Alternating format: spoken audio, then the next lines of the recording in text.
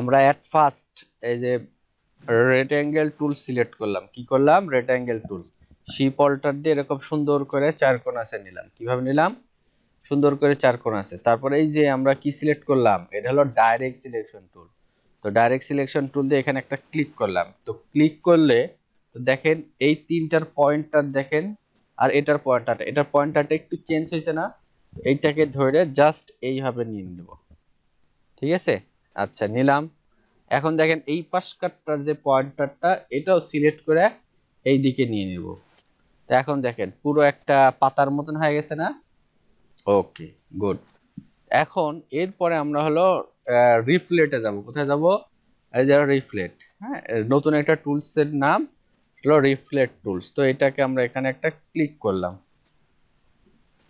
তো এখানে ক্লিক করলাম, এই যে এখানে একটা পয়েন্টার ছিল, সেই পয়েন্টারটা দেখেন এইখানে চলে আসছে। তো বেশি দূরে চলে গেছে, আমি একটু কাছে নিলাম।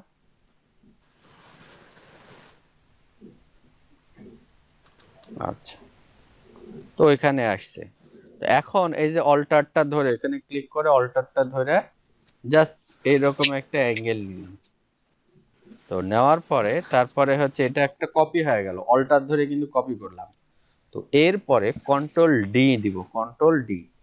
কন্ট্রোল ডি দিলে দেখেন অটোমেটিক আমার জিনিসটা কিন্তু ঘুরে যাচ্ছে। ওকে, এই দেখেন প্রত্যেকটা জিনিস কিন্তু আমার খাপের খাপ হয়ে গেছে।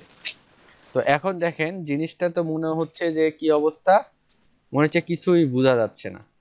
তো আমি যদি এখন একটু স্ট্রোক দিই, মানে এটাকে বলা হয় যে ফিল কালার এবং স্ট্রোক কালারের সাথে আপনারা পরিচিত।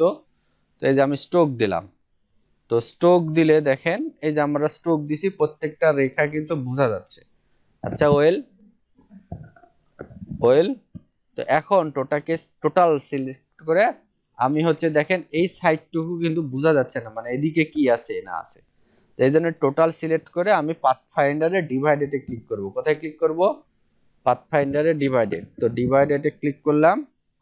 তো এখন দেখেন সবকিছু বোঝা যাচ্ছে আমার কোথায় কি আছে না আছে। তো এখন আমি যে জিনিসটা করব, এই যে এগুলা আছে না, এই যে প্রত্যেকটা শেপ, এটা হচ্ছে আমি এটা সিলেক্ট করতেছি। দুইটা একসাথে সিলেক্ট করতে হলে কন্ট্রোলে যে শিফট আছে না, শিফটটা ধরে এইভাবে আমি সিলেক্ট করলাম।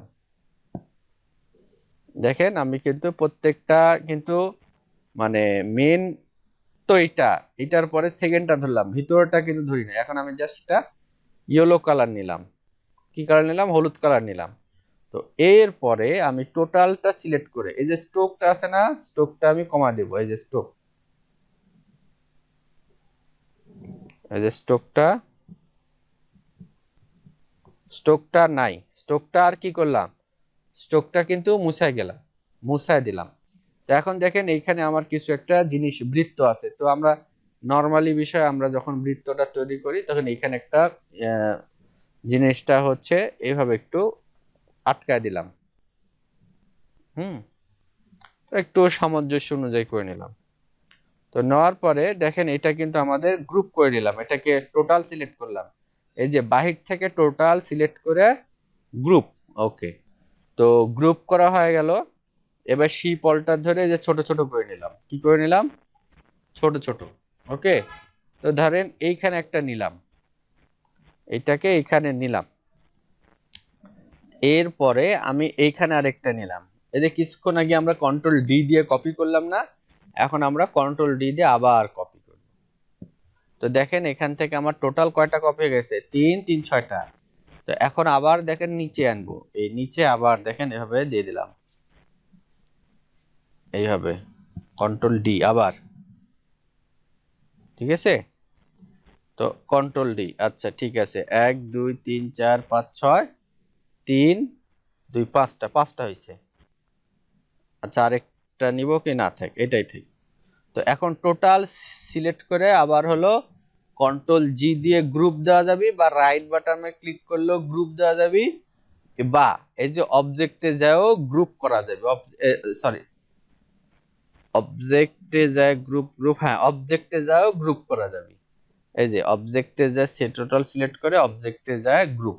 ওকে, তো এখন দেখেন এইটাকে আবার হচ্ছে মিডিল করব, তো মিডিল করার জন্য আমাদের horizontal align centre, vertical align centre করে নিলাম। তবে একটু ছোট করে নি, বুঝে নি তো ছোট করা কি করে। হুম। তো আর দেখেন এখন আপনারা নতুন যে জিনিসটা শিখলেন সেটা হলো অ্যালাইন করা। আমি আপনাদেরকে মুখস্থ করতে বলছিলাম গত ক্লাসে বা যেগুলো ক্লাস হয়ে গেছে সেগুলা ক্লাসে, কিন্তু আপনাদেরকে বলছিলাম যে এগুলা প্রত্যেকটা স্টেপ বাই স্টেপ আপনারা মুখস্থ করবেন। তো তো দেখেন এখানে কি লেখা আছে, হরিজন্টাল অ্যালাইন লেফট, তারপরে horizontal align centre, vertical align right, তারপর আবার vertical align top, vertical align centre, vertical align bottom মানে নিচে। তো এটা আমরা করে নিলাম। ওকে ওয়েল, তো এটা আই হোপ আশা করি আপনারা একটু চেষ্টা করে দেখবেন বা একটু পড়ে দেখবেন, তাহলে বুঝতে পারবেন। আচ্ছা, তো এখন যে জিনিসটা হচ্ছে যে আমাদের হচ্ছে দেখেন আমাদের হার্ডবোর্ড কতখানি এই, তাই না? কিন্তু আমাদের দেখেন ডিজাইনটা, আমাদের প্যাটার্নটা কিন্তু বের হয়ে গেছে, নকশি কাঁথাটা বাইর হয়ে গেছে। আবার দেখেন আমি যদি ছোট করি, ধরেন এই মাপটা করতে চাই শিপ অল্টার ধরে, তো আবার দেখেন এই সাইডে কিন্তু আবার কি হয়ে যাচ্ছে, এই সাইডে আবার ছোট হয়ে যাচ্ছে। তো এখন উপায়টা কি? বাড়তি হয়ে যাচ্ছে স্যার। হ্যাঁ, তো উপায় হচ্ছে যে একটা জিনিস, এই যে রেক্টাঙ্গেল টুলস আছে না, এই রেক্টাঙ্গেল টুলস দিয়ে এই মাথা থেকে এই মাথা পর্যন্ত টোটাল ঢেকে দিব। কি করে দিব? টোটাল ঢেকে দিব। ওকে,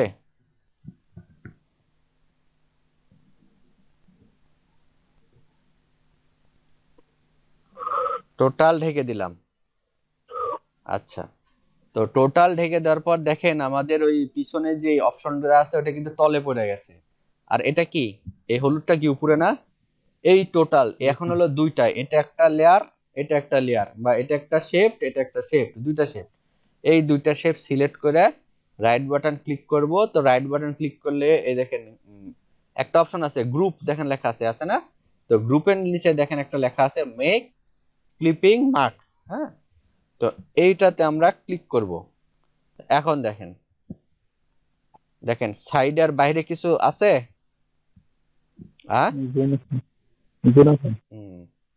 তাহলে আমরা কি শিখলাম? নাই স্যার, যতটুকু দরকার ততটুকু রেখে হ্যাঁ, বাকিগুলো কেটে যতটুকু দিছে। দরকার ছিল ততটুকু নেওয়ার পরে এটা হলো রিমুভ করে দিলাম। তাহলে এটা আমরা মেক ক্লিপিং মার্কস, তাহলে এইভাবে আমরা প্যাটার্ন ডিজাইনটা করতে পারি। ওকে।